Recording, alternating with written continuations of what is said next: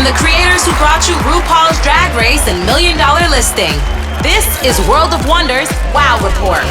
Things that make us go wow. Hey guys, I'm producer Blake Jacobs, and this week I'm here all by myself as everyone's already gone home for the holidays. And I'm going to be remembering all the legends we lost in 2022. I'll be going in order of the day they passed, so we're not playing favorites. Up first, unfortunately, we lost number 10 and number 9 in the same week in early January. Let's get started with number 10. Number 10. We have lost a lot of celebrity greats this week. It is. We are 2 weeks into the new year, and we've already lost about like 20 people. It's insane. 2022 and is I do not blame 2022.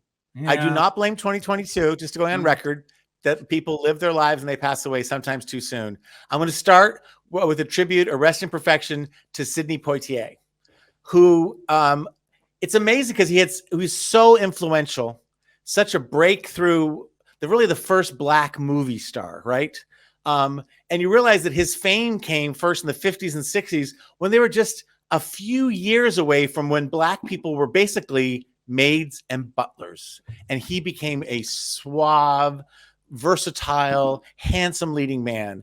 And everybody has their most favorite movies. He made classics. He won an Oscar for Lilies in the Field. But I love To Serve with Love. I love Guess Who's Coming to Dinner. But if there is a moment when sort of history and acting and art and activism came together, I would have to say, looking back, it was In the Heat of the Night, a movie with Sidney Poitier, Rod Steiger, Lee Grant is in it. And I don't know if you've seen it recently, but I was watching some clips online, and it's all about a murder in Mississippi and some small town cops, and they're kind of covering it up and, pointing their first finger. And Sidney Poitier, who I think is even suspected of it, is the city FBI agent who happens to be in Mississippi. And they're like, so why don't you stay there and work with the local law enforcement, which are a bunch of rednecks, who are racist, and work with them. And so he does. And in uncovering the small town corruption, he is also confronted at every step. At one point, the cops are like, well, and they use the N-word, which I will not say, but what do they call you up north, N-word? He goes, they call me Mr. Tibbs, which is one of the best lines ever in being defiant and fighting back. And they actually made a sequel to The End of the Night called, And They Call Me Mr. Tibbs. But then there's this awesome, awesome scene where they go to the rich man in the town to investigate him with the police there, his unlikely partner, Rod Steiger, who has to deal with, confront his own racism. And the richest guy in town just says the rudest things to Sidney Poitier and then slaps him. And he does this in his fancy greenhouse, orchid greenhouse, with his Black butler there holding an old decrepit Black butler who's probably been in the family for years. And Sidney Poitier, without missing a beat, slaps him back. And it's so shocking to see. And the guy holds his face. He's like, and he says to the police officer, did you see what he did? He goes, yes. He goes, what are you going to do about it? He goes, I don't know.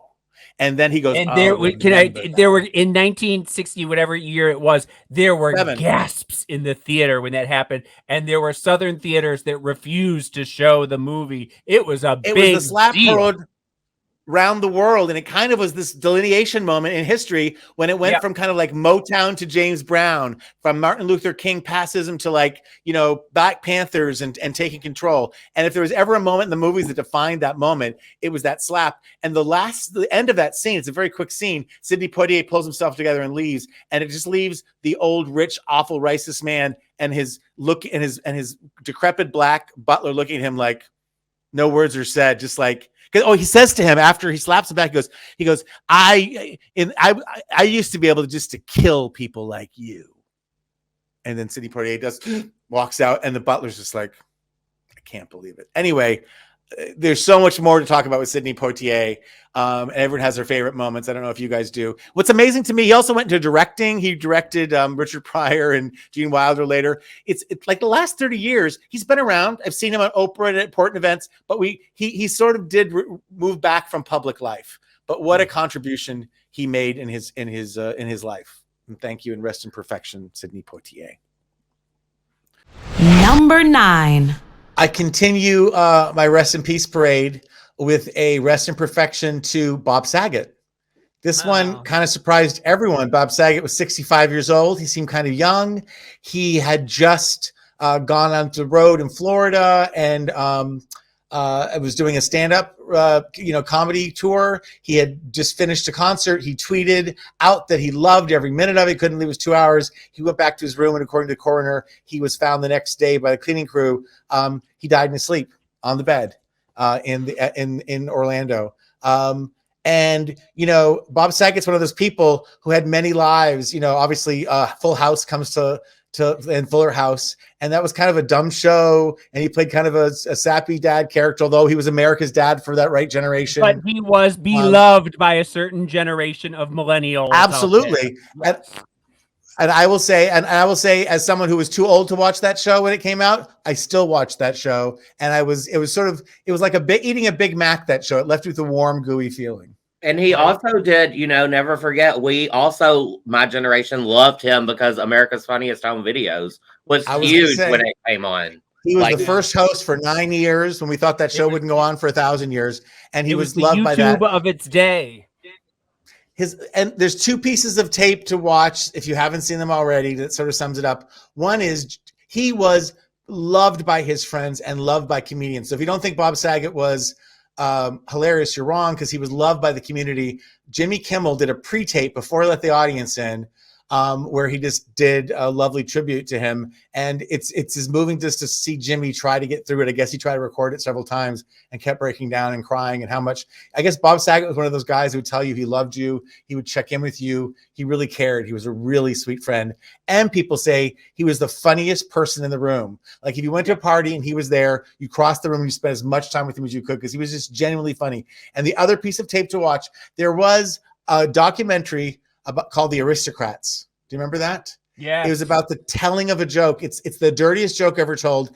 And it's basically a device to tell the dirtiest story you possibly can and end it. And Bob Saget with that beauty, that punum, was that what it's called? That little boy face and his sweetness tells the most disgusting, raunchy version of The Aristocrats known on earth.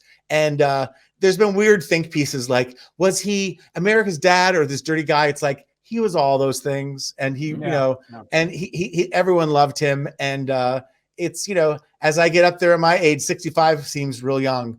And he leaves behind his children, his second wife, I guess maybe his first wife too. But anyway, it's just a sad day. It was amazing to see the outpouring of love on social media. I mean, people just there was not a person in Hollywood who did not just think he was absolutely just the best. Yeah. So rest in perfection, Bob Saget. It's so sad. It's like, will everybody please just stop dying? It is like an extraordinary. You know what they call in medical terms? They call the people who've died of COVID. They call it harvesting, which I find really creepy. But that's a medical term they use. Maybe it's just in the UK. They talk about people having been harvested, just as a random detail. Not long after losing Sidney Poitier and Bob Saget, we lost a titan in the fashion industry. Michelle Visage fills in for James in this segment, and we pay our respects to Andre Leon Talley at number 8. Number 8. Well, there was a great loss to the fashion world, to the world at large. Rest in peace, Andre Leon Talley. Passed away.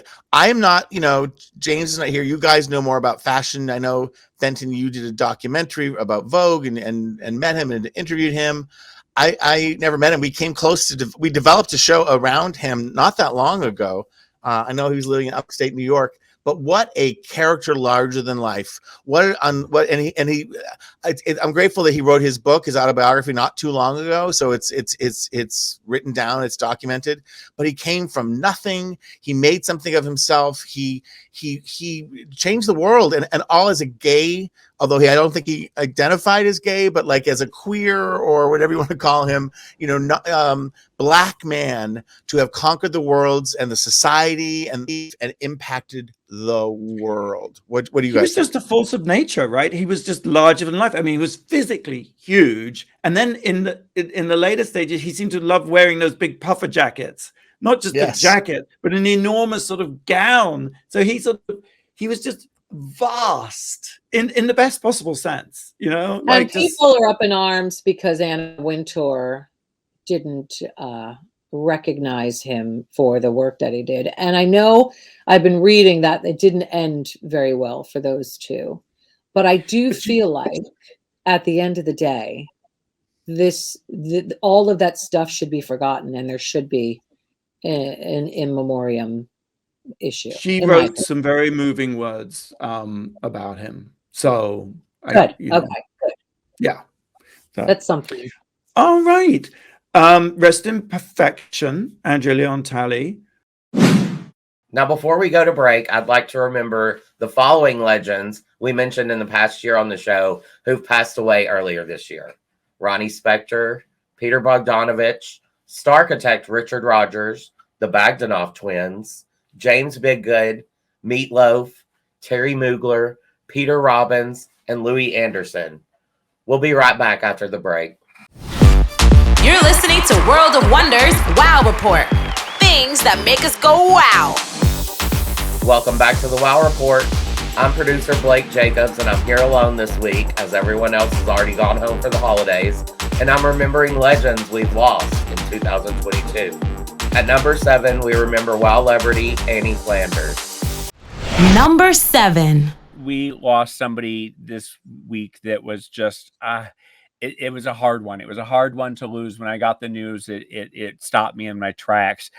Annie Flanders, who was the Empress of Manhattan. She was the doyenne of downtown. You would not have a downtown culture without Annie Flanders. She was the woman most famous who she was editor-in-chief and the creator of the Soho Weekly News in the 70s, and then Details in the 1980s. And if you don't remember Details, the original Details, not the menswear magazine it became after Condé Nast bought it, but in the 1980s, it was the downtown Bible for alternate fashion, street fashion, for the emerging art scene, and for night clubbing. And there was Steven Saban's nightlife column. And if he mentioned you, you had made it. And Annie was, without a doubt, she helped so many careers on Facebook, on Instagram, on Twitter. I keep seeing people saying I would not have a career without Annie Flanders. And, you know, certainly she discovered Bill Cunningham. Hal Rubenstein started as a food editor there. Michael Musto, Patrick McMullen, so many people. I think Kelly Cutrone maybe was one of those people who got her start there. So, I mean, the list just goes on and on and on. And interestingly, she had such a life before all of this. She had a store on the Upper East Side in the 1960s called Abracadabra that was one of the first stores to carry street fashion and all the avant-garde designers who could not get into Bloomingdale's or Macy's or Gimbel's. She also worked at Gimbel's for many years. She was a style supervisor, whatever. But so she opened the store, and in conjunction with that, she was in Africa. She had a leather factory that she worked with the king of Mekele, something, I don't know, some African nation that I don't think is there anymore. That she worked closely with the king and to make leather goods, leather handbags, and leather pants and leather fashion and everything. But I remember one night I was with her at Spotlight, and she would tell these stories that were just so jaw-dropping, like you could, and it just very casually out of her mouth. She was talking about how she was staying at the palace of Haile Selassie, Emperor Haile Selassie of Ethiopia, who was the king, the Lion King of Africa, he was what he was referred to. And during an uprising, and the castle was being stormed, the palace was being stormed, and they had to light torches and go through secret underground passageways to escape the murderous mob. She and the emperor were running through these underground passages with torches, trying to get out of the palace, while there was thousands of people climbing the walls of the palace to get them. And she just barely made it out with her lives. And she just had these stories about her life that was she was just an amazing woman. And she too, her last couple of years, she was she had dementia, and she was she couldn't move, and she wasn't speaking, and so that's the once saddest again, thing, you know. yeah. That's just not the way you want to go, really. No, You and have a- once again, so it is a relief. It was a release, and but she is so beloved, and it was just with a heavy heart that that we lost one of the greats. And it's Sounds like funny, she was an influencer before influencing, right? Like very much so. And it's funny because I was just in the edit bay with Blake, and we were going through some of the podcasts, and Michael Schmidt is talking about how she plucked him out of obscurity and made put his first dress he ever made on the cover of Details, and Cher saw that, and everything she did, she just helped so many people over the years. no. Rest in perfection, Annie Flanders. Yeah. Number 6. There seems to be so many great superstars passing on to the next realm, but I was incredibly moved. I don't know about you guys, about the passing of Naomi Judd. Oh, And this is how the news came out. I'm from New Hampshire, and I said wherever there's an AM station and a pickup truck, there is country music. I grew up listening to country music. I have dipped into, I don't always have my radio set to country music, but I listened to it a lot throughout the years. In the 80s, you could not escape, and nor did you want to escape the beautiful sounds of the Judds. Winona, obviously the vocalist of the group, but the blend of their harmonies, the mother and daughter, the most successful mother-daughter ever. And, with all of that came all the speculation, because Naomi was the skinny one. The mother was the pretty one, Winona, whatever. And then there's the daughter, Ashley, who became the huge movie star. And then, Naomi got hepatitis C and was open about it. That's the thing about the Judds. They've always been incredibly open about what they're going through. And they broke up, I think, in 91. They had a farewell tour. And, and thank God Naomi got better. She hosted shows. She did a lot of things. She was just a present. And I say this with love. Naomi is a drag queen. Winona is a drag queen. Like they deliver so much beauty and opulence. And just a few weeks ago on the Country Music Awards, they were about to be indoctrinated into the Country Music Hall of Fame, and they had this beautiful outdoor concert where they were in blue, and Naomi had a wig that would make the B-52s jealous, and they sang together, "Love Will Build," Love Can Build a Bridge. One of their huge songs is so simple and beautiful, again, in these terrible times. And I watched that again and again when it was released by Ashley, that their mother had died by mental illness. And it has been confirmed that she took her own life. And I thought that was sort of a profound, I'd never heard anyone say it that way. And it was kind of a profound way to express that. And it was announced the day before, and I think she committed suicide the day before they were going to be indoctrinated into the Country Hall of Fame, and Ashley and Winona showed up and received the award in their mother's memory. I mean, such a brave act, yeah. When they came on stage, you never know if someone is suffering. You never know what goes on behind the facade. It's and she talked, I saw that in an interview with Gayle King that she did, where she said she would be on stage in glitz and glamour and have the glitter eyelashes and everything, and then she would go home and not leave the house for 3 months and not take care of herself and not wash and bathe. She would go from one extreme to the other, and that's just part of the depression. I also think that we're moving away from the phrase committing suicide. Forgive me if I misspoke. Yeah, no, that's fine. I mean, it's a learning process right now. But it's that they took their life or whatever. Okay. But committing suicide has a harder tone. Absolutely. To it. Again, yeah. As we speak. Well, I should just say, if you or someone is in crisis, contact the suicide prevention line, Lifeline, at 1-800-273-8255, which is 1-800-273-TALK. TALK. And I'll just say, you never know. You just never know when your goodbye is the last goodbye. I hate to be exactly. You never know in any circumstance. with so many of people that we've lost, this year, so many friends that I've lost this year, it's just bang, bang, bang. Every time I saw someone, I was at a party on Friday night and we were talking about it. And I said, just hug your friends whenever you see them. Just, we have to hold each other tight. Everybody has to just really help each other through, because we don't know. You don't know what's going to happen and what other people are going through. Well said. In this next segment, we have Seth Abramovich from The Hollywood Reporter joining us as we pay our respects to the wonderful Olivia Newton-John. Number 5. I had to break my vacation just to be with you guys and to share with you. I flew to Boston. I got off the airport. I was sleeping the whole flight. On Monday, I turned on my phone. I saw a New York Times news bulletin. My eyes blurry. Olivia Newton-John passed away at 73. And I lost my breath. I'm telling you guys, I'm going to be a cornball here. I sort of ran into it. I got out of the line, kind of leaned against the wall. And I looked up and I realized, well, no one's looking at me. I'll keep going.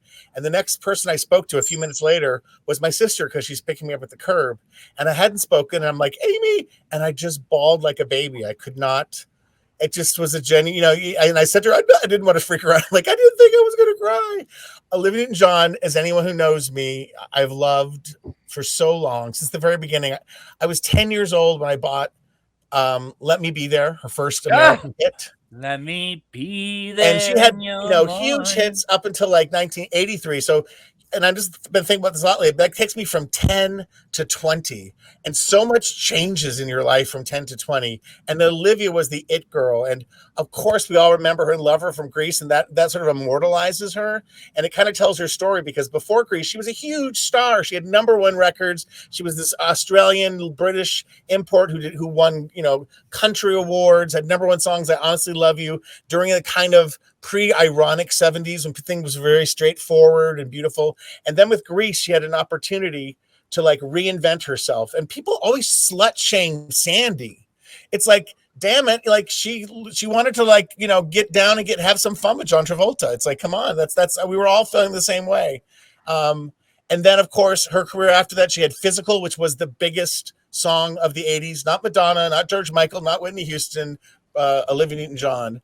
And Xanadu, do not forget how formative Xanadu was for me. I remember I was it was a summer and I'd gone to the record store and I saw Xanadu. I didn't know what it was. I had no idea there was a movie. I got the album. I went home, Electric Light Orchestra, one album, Olivia Newton-John the other, and just it blew my little mind. It was a mix of disco and new wave, and it was people always wanted so to beautiful. dismiss her talents, and she had one of the most distinctive, beautiful, on-pitch voices. She worked with John Farrar her entire career. They made incredible music, incredibly varied music together. And of course, in 1992, she was diagnosed for the first time with breast cancer, and she was very public about it.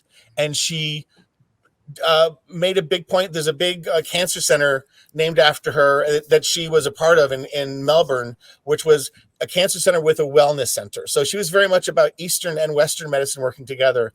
And 30 years later, she succumbed to cancer. But she's just beyond the career. Beyond her beauty was external, but it was so internal that I don't think she ever let anyone down. I just rewatched a CBS This Morning where she talks about her cancer and knowing about death and dealing with it and how she never complained. She's just the most beautiful. And for a little gay boy, she somehow made everything okay. And she made everything. And she was a safe.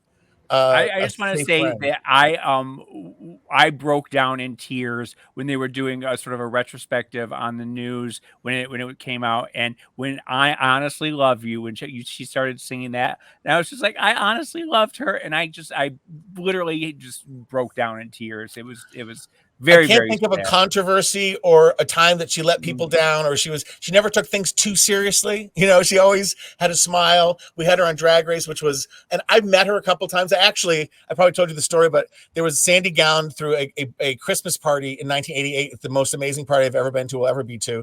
And it was Bob Dylan and Streisand, and it was like hundreds of celebrities of that ilk. And Olivia was there with Matt Latanzi, and I was able to corner her. And Matt Latanzi, we haven't even talked about her first husband. But I got to tell her how much I loved her. And my friend John Tolan's reminded me that not only did you love her, you got a chance in your life. And I didn't post a picture of me with her, even I have one, because it's not about me and her. It's about what she emanated. And my last thing you guys to talk is, when gay marriage was bubbling up, and I kind of didn't see it. I couldn't see us having gay marriage. And I thought, also, who wants to buy into the institution of marriage? I get it. But like I said, we just need to create our own kind of marriage. We need to like redefine it. And I thought we should call it Xanadu.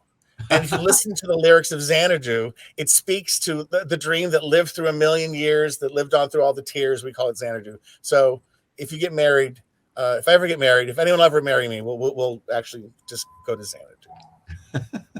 Well, that is a beautiful tribute.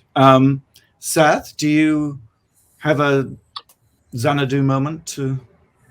Well, of course, she touched me greatly. I mean, Grease, indelible. And but I have one anecdote that's secondhand, but I'll share it because it kind of shows her personality. And it's I once interviewed the woman who played Snow White on the Oscars infamous telecast. Yes. And I said, what happened after you got off stage after that whole crazy performance? And she said, I went into the dressing room and Olivia Newton-John was just sitting there.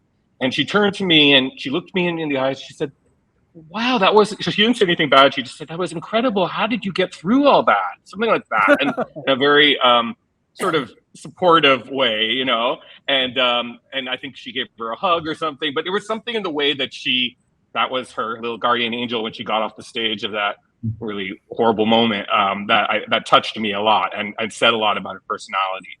That she looked her in the eye because everyone else was giving her the cold shoulder, Oh. But she talked to her and congratulated her, and I thought that was really sweet. That's what I thought of. That is so beautiful. Rest in perfection, Olivia Newton-John. We'll be right back after the break, but before we go, I'd like to mention a few more legends we lost in 2022.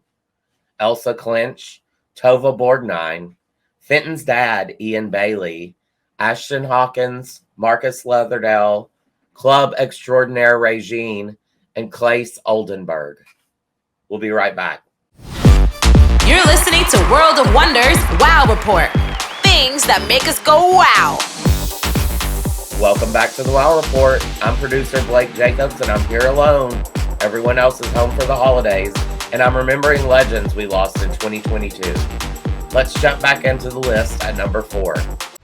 Number 4. I want to talk just a little tiny bit, James, about the passing of Queen Elizabeth.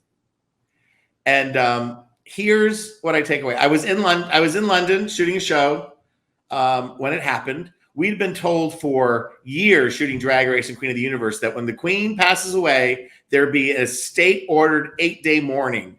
And so the last day we were shooting, we were putting on. We were letting the audience in to the Queen of the Universe, and it's like the Queen is dead. Like everyone, Michelle Visage knew. She knew someone in the palace. She knew ahead of everyone else. And we were like, do we go on? I was just so afraid the whole city was going to shut down. Indeed, it did not all shut down. It's hard. I can't even begin to understand what the Queen meant for 70 years to a country. She's like water there, right? She's just always there. I was going to do Buckingham Palace, and then I felt like an outsider. When I got home that night, I watched lots of tributes, which had been pre-produced, and newsreel footage that had been compiled of just her entire reign. Here's my only takeaway, because there's too much to break down, pro, con, all that kind of stuff, is all these years later, Charles is king. Camilla is essentially queen. And think of all the drama that was created by keeping those two apart. And Princess Diana and her tragic passing. The only, like, a 70-year lifespan gives you perspective of like, the little stuff doesn't matter. It doesn't matter. It doesn't matter. Just get along, people. That's what I take away from the Queen's passing. What'd you guys think? Well, I James. liked her little outfits. I always liked her little matching coats and jackets and dresses and the little sensible shoes and sensible handbags and the hat that matches. I loved the Queen for many, many reasons. I like Harry and Meghan being there and walking with William and Kate. I thought that was very touching. Yes. I loved when Charles had the meltdown over the pen. I love that. That is my that got me my juices flowing, boy. That was like a Game of Thrones moment where you see the future. It's not the first moment either, because when he signed up to be king, remember there was a sort of pen set on the desk, and he was. Well, that's the one I'm talking about. That's the one I'm talking about. You then the other one where I saw where it was melt. Yes, and the best one is the leaking pen. Yes, the leaking pen. That is. Well, there's two. But that gives me hope that we might have a crazy king in the future. that he's a nutty sort of control freak. Can I just play what I know you got about there, but just one minute. It's like he's signing the thing, and he said, "Oh, what day is it?" And the aide says, "Oh, it's the 13th, your sir." And then, oh, bugger, I wrote the wrong day. And as he's writing it, Camilla, who's standing there, says, "You wrote the 12th earlier." And so there's this sort of squabble about what day it is. And then he stands up, "Oh, this bloody thing, the pen's leaking." It is a moment for the ages. And I will say, nothing that would have ever happened with Queen Elizabeth. No, that's just it. That's just, and it is. You can see on The Crown, on a future episode of The Crown, it's going to be a whole episode.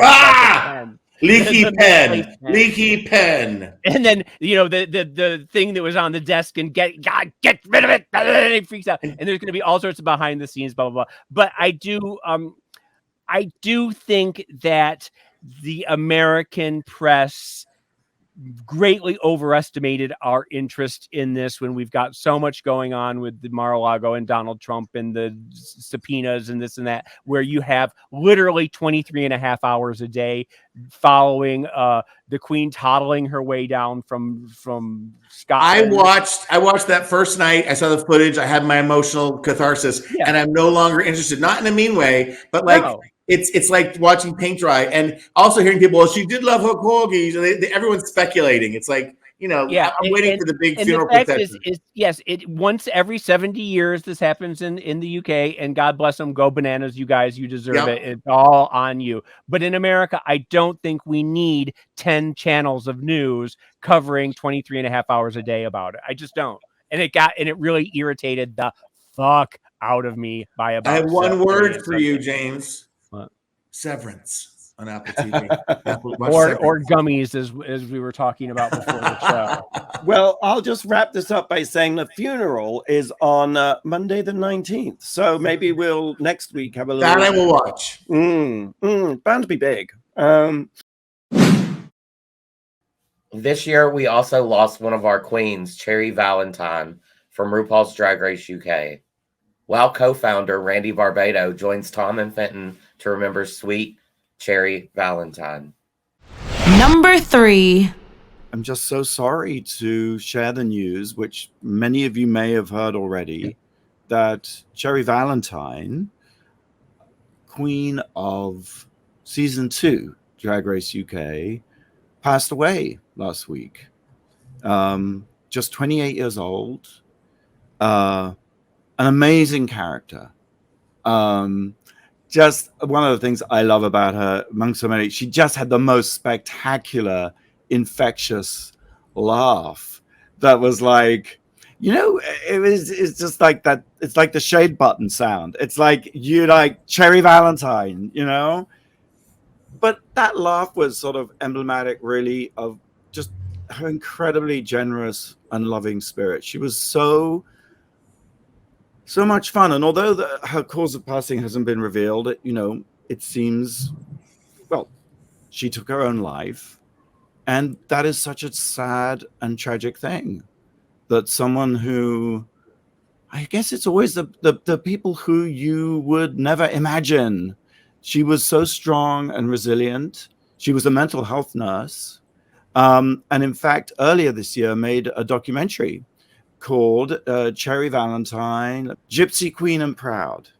Because it's an amazing it's really an amazing documentary, and it's funny how with all queens on Drag Race you never it's the teaser to who these queens are, and Cherry Valentine, she is this amazing multi-dimensional and led such a rich life, and I think seeing that doc you really get another just you get to understand more of who he was.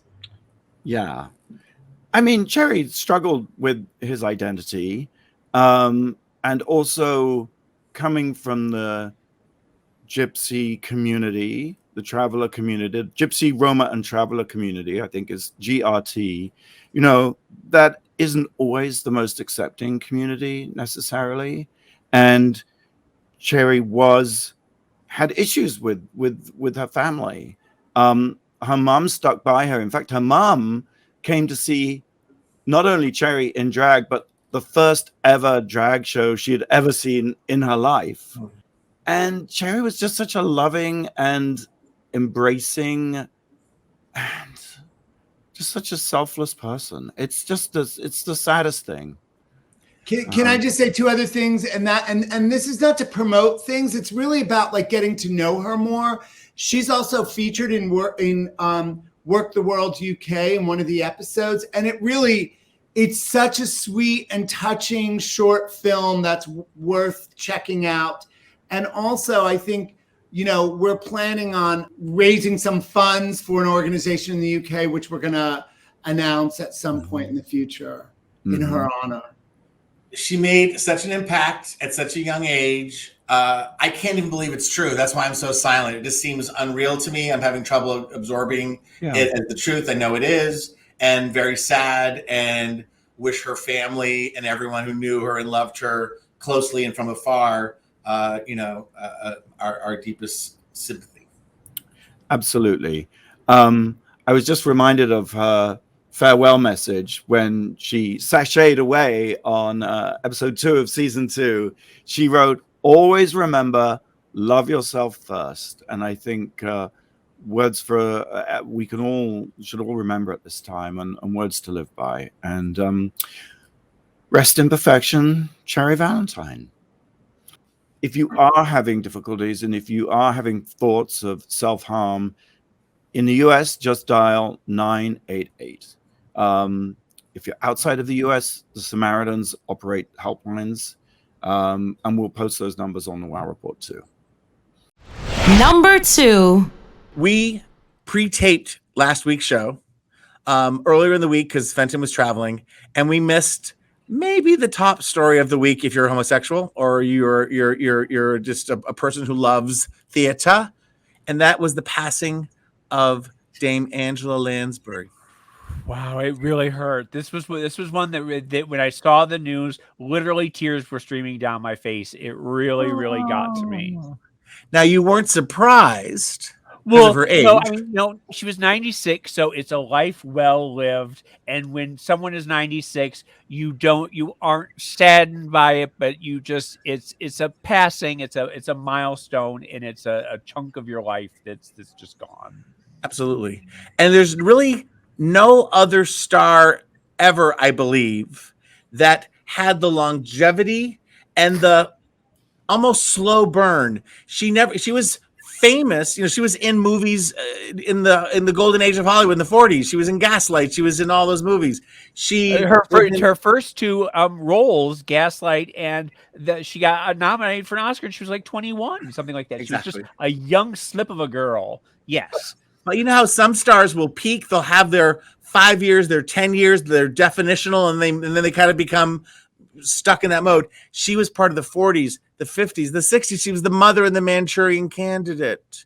And then you've got to point out that when she was the mother, she was playing opposite her co-star, her son. She was only 5 years older than her son, wasn't she? which is the key to success too, is to play old young and then play it the rest of your life. Yes, she was somebody who looked old even when she was in her 30s. She was playing like Yes. 50, 60-year-old women. The toast of Broadway in Mame. Just With B. not Arthur, yes. Yes, the musical. And then, there is the story that someone brought to my attention that in the late 60s, her kids were getting involved in drugs, and one daughter in particular was kind of hanging out with the Mansons. And so she plucked the family and moved to like Ireland, to where her grandmother was from, and sort of stepped away from show business for a bit. But saved her family. You really have to lean into that story, because the daughter was hanging out with a guy who was very unsavory and very creepy, crazy, and he was having her steal from Angela and steal from her purse, steal food for him, and then come to find out after she got her daughter away from this creepy guy that it was Charles Manson. Yes. Who was hanging out with the daughter. And you got to think, Charles Manson was also hanging out with Doris Day's son. He was also with the Beach Boys. I mean, he was targeting, really infiltrating the Hollywood, all these famous children. All of that. Before there was reality television, there was Charles Manson. Before we go on to a little bit more of her career, there was a story in the Daily Mail that I sent to both of you that John Waters was giving an interview, and he said that in the 80s, he ran into Angela Lansbury at the Hellfire Club in New York. Now, I lived above the Hellfire Club, and the Hellfire Club was a seedy sex club. It was an S&M sex club that was just literally every time you turned around, there was, a penis in your hand, or someone was licking your boots, or someone was sniffing at your butthole. I mean, like, you could, seeing Angela Lansbury there is just one of those great incongruous things that, anyway, but Tom, keep going on about her career, please. No, but it's just, we all know it, but and then Murder, She Wrote, which was when people watch television. It was probably the number one show for 10 years, CBS Sunday nights. My mother loved it. You know whose favorite show that is to this day? RuPaul Andre Charles. Oh, sure. Well, it's funny because during the pandemic, I started watching it again, and it's like one of those Love Boat things where every episode it's an Ethel Merman, it's some star from the Golden, and come to find out that it was she used a lot of these older stars who were still needed their they didn't work to qualify for their insurance. And so she would employ them to keep them working anymore from the 30s and 40s, and she would give them jobs so that they could keep their SAG insurance, which is just God. Whenever I'm watching Turner Classic Movie, as I do often, and I go on a Google search, of the actors, they're like busy in the 30s, 40s, 50s, and then they did Murder, She Wrote in the 80s. Then it was Perry Mason in the 50s, Love Boat in the 70s, and Murder, She Wrote. Definitely. Yes. We can't forget that she was Miss Teapot and Beauty. I would say the role. Knobs and Broomsticks, in which she single-handedly stopped the Nazis from invading Europe by singing to a flying bed. But she was also my favorite movie, if you get a chance. It's called All Falls Down, and it's a 1960s movie starring Warren Beatty as her son. And Warren Beatty, and it's very Tennessee Williams Southern Gothic, and he plays a hustler who is obviously based on like a gay hustler, but they had to make him straight. Sure. His name is Barry, Berry, Berry Berry, and the whole movie is Barry, is that you, Barry? What the hell are you doing, Barry? And watching her be Warren Beatty's mother is absolutely hysterical. You have to see it if you haven't had a chance. It's so good. But you can find Beauty and the Beast made her like immortal, right? Like generations and generations will remember her for that. And she was working on Broadway just a few years ago. Yeah, I was going to say Broadway, not only Mame, but she was an incredible gypsy. She was an incredible, what other ones do you know? What can you think of? Company. It's just intense and immense. And what a body of work she has left behind. And I know it's last week's news, but we just needed to have a moment to just walk down memory lane with the incredible career of Angela Lansbury. May she rest in perfection. Barry, is that you? Please watch All Fall Down. It is so lurid in camp. It is one of the best movies of all time. You heard it here first. We'll be right back after the break with our last person on the list, a true gay legend. But before we go, I'd like to remember a few more people we lost in 2022. Actress Anne Heche, the voice of Ursula from The Little Mermaid, Pat Carroll, fashion and celebrity photographer Roxanne Lowitt, Jean-Luc Godard, photographer William Klein, country legend Loretta Lynn, Nikki Fink, soap legend John Aniston, and most recently, Christine McVie. We'll be right back after the break. You're listening to World of Wonders Wow Report. Things that make us go wow. Welcome back to the Wow Report. I'm producer Blake Jacobs, remembering the legends we lost in 2022. And the final legend on our list, we tragically lost in October. This one really hurt. Number 1. Oh, this one's hard, you guys. And it's the wonderful, gorgeous human being, inside and out, Leslie Jordan, left Earth this week. And So if there, unexpected, so sad. and if there is a heaven, Leslie is there, and he's a large and in charge. You know, Leslie Jordan, people know from Will and Grace as what was it, Beverly Leslie, something like that. And Beverly Leslie. thank you. Karen Walker's nemesis, which, fun fact, that he was a last-minute replacement. That character was supposed to be played by Joan Collins, and something happened. Yes, and he took over it. And, you know, I first fell in love with him watching him in plays and movies by Del Shores, Sordid Lives, Southern Baptist Sissies. And, you know, he appeared in Drag Race a couple of times. I had the wonderful privilege of working with him.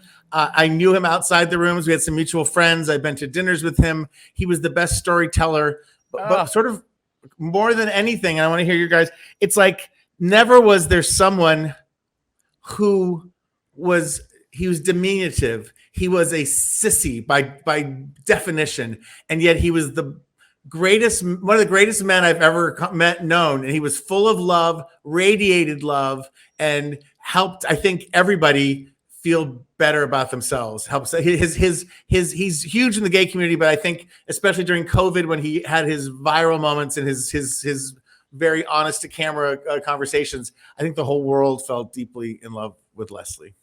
Yes. I met him, I think, in the 90s. We were in the Out 100 together, and they had us do a photo shoot together dressed as like 18th century courtesans, and we spent about 5 hours just everyone dissolved into giggles, because he was, like you said, in the great tradition of Southern storytellers. He is up there with Truman Capote and Tennessee Williams. Once he starts telling a story, it was magical, and I was very happy to spend a lot of time with him. He was recently at one of the DragCons. We did a panel together. So I just, God bless him. What a wonderful, wonderful person. This is what everybody has said to me, including Randy. He's like, it feels like every year he was a bigger star. His momentum was just building and building and building. Well, I read an interesting piece by Alexander Kakala, and talking about how his struggle in life, and that embracing his sissiness and learning to love the sissy was sort of part of his journey. And I loved what you said, Tom, because I think sissy power is so underrated and ignored, and yet it is this sort of profound moral force. And I think that's why his star got brighter and brighter, because he just leaned into the sissy. And I think we need, sissy that walk, right? Absolutely. It's just, again, when people pass, you remember the best of them, but it's hard to remember anything but great things about Leslie Jordan, who I also know had been sober for many years and just really, had been there and done that and come out the other side as this beautiful creature. And he will be so deeply missed. You know how when people pass away, famous people, your social media fills up with people with pictures with them? Yes. It was true with Leslie, but I feel like it's because he was so accessible. I feel like if you lived in West Hollywood, you had coffee with Leslie. You saw him at the Starbucks. He made you laugh. He was a special guy. And of course, he's on a sitcom, Call Me Kat. Shane Jackson and Mayim Bialik. Yes. And they've been posting, and there's anyway. So I can go on and on, but I just, it makes me tear up and cry, and it makes me so grateful that I got to know him a little bit, and that, video of him and his messages live on, but not the same. Rest in power, Leslie Jordan. Thanks for tuning in to the Wow Report for Radio Andy. We'll be back next week with a brand new show. But until then, go out and do something that makes the world go wow.